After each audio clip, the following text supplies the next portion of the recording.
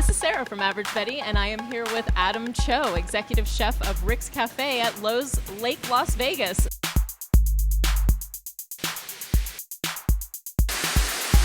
I am here for Spice School. Is there going to be a test after Spice School?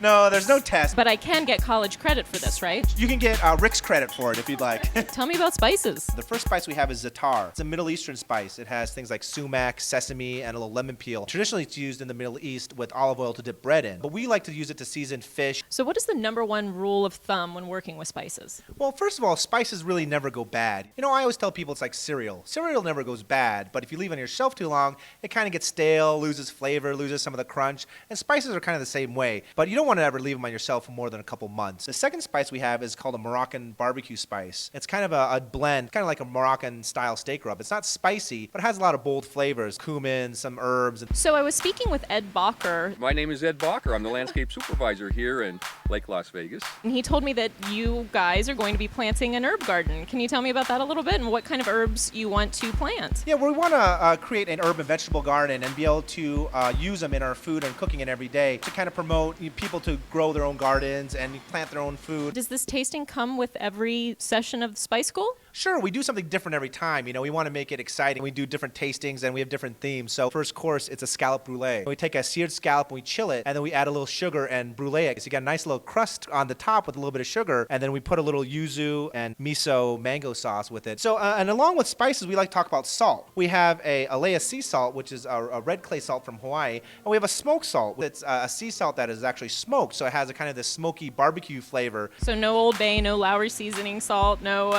BAM.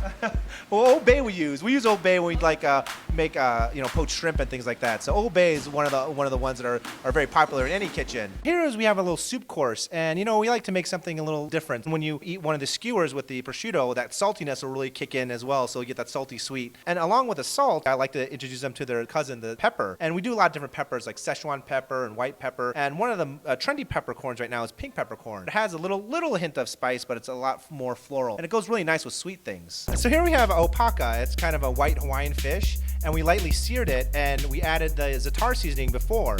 But if you'd like, you can add a little more. Taste it, and then maybe add a little more za'atar so you can really taste the za'atar flavor. It's on a little bed of heirloom tomatoes and some edible violas, and the sauce on it is it's a truffled soy sauce.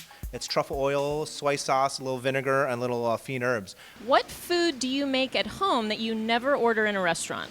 Steak. I try not to ever order steak in a restaurant because I like to cook it myself. There's a love in a steak when you season it and crust it and grill it, specifically that you like it. We have a little cheesecake, but it's not a sweet cheesecake. It's a goat cheese cheesecake, so it's savory. We serve that with a little cherry balsamic and then a lamb tenderloin and a little bit of asparagus. Now, the lamb tenderloin was marinated in some of the Moroccan spice. So go ahead and you can taste the dish and taste the lamb tenderloin and then add a little more Moroccan spice if you'd like. Maybe we should have started with this one. I can't wait. What is this? It's a really fun dessert. We have a French toast that is seasoned with Chinese 5-spice, so it kind of gives it that Asian flair. Instead of just cinnamon, it has cinnamon, clove, and a little pepper and things like that. And then on top, we have a ginger ice cream, a little chocolate-covered bacon. Will you tell me how you prepared this perfect piece of bacon?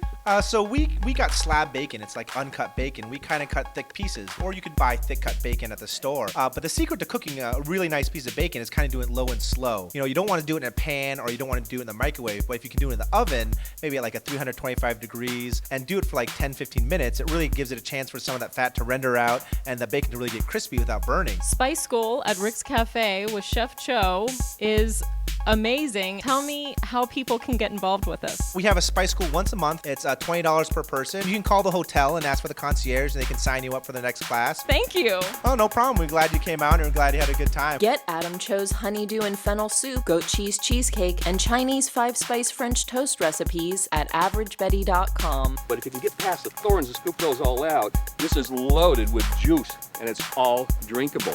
I do botanical tours every Sunday here at 9 o'clock a.m. on the dime.